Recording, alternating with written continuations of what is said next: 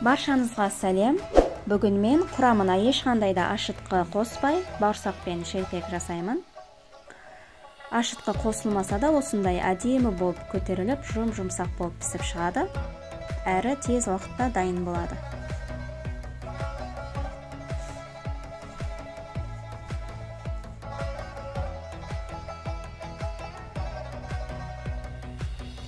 Ең алдымен ыдысымызға бөлме температурасындағы айранымызды құямыз. Үстіне 1 шай қасық ас содасын салып араластырамыз.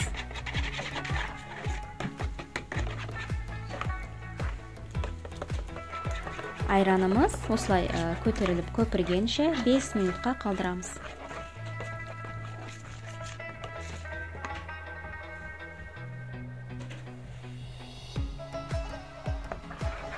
Бес минут уақыт өткеннен кейін 2 шай қасық тұз саламыз.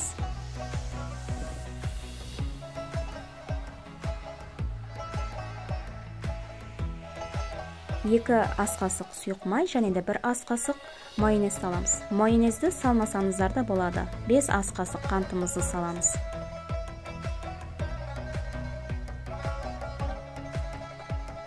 Бір жұмыртқа салып, жақсылап араластырамыз.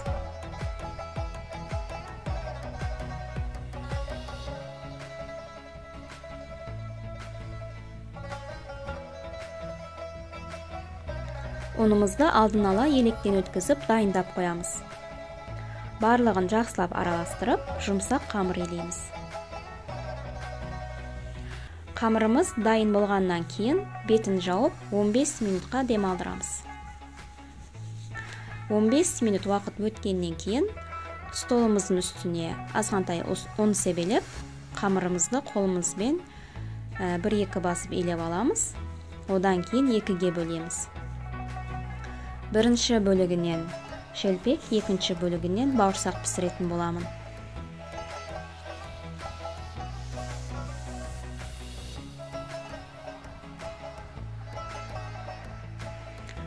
Шелпектің қамырын дөңгелек формаға келтіріп, беттерін жауып қоямыз.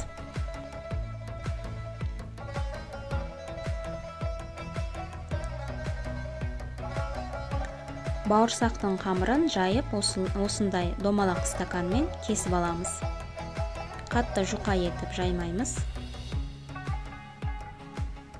Ол кезде іспей қалады бауырсақтарымыз.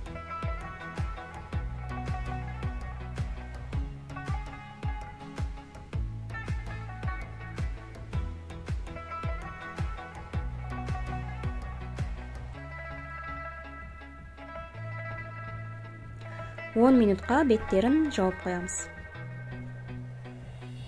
Майды алдын ала қыздырып, дайындап аламыз. Орташа отта бауырсақтарымызды қуырып аламыз.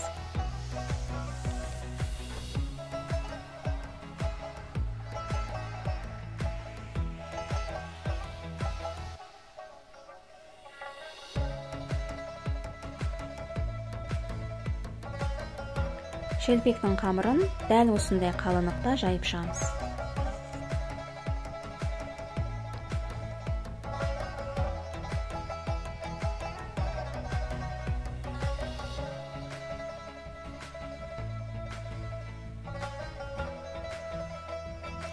Шелпекті пісірген кезде ортасы көтеріліп кетпеу үшін ортасын тесіп қоямыз.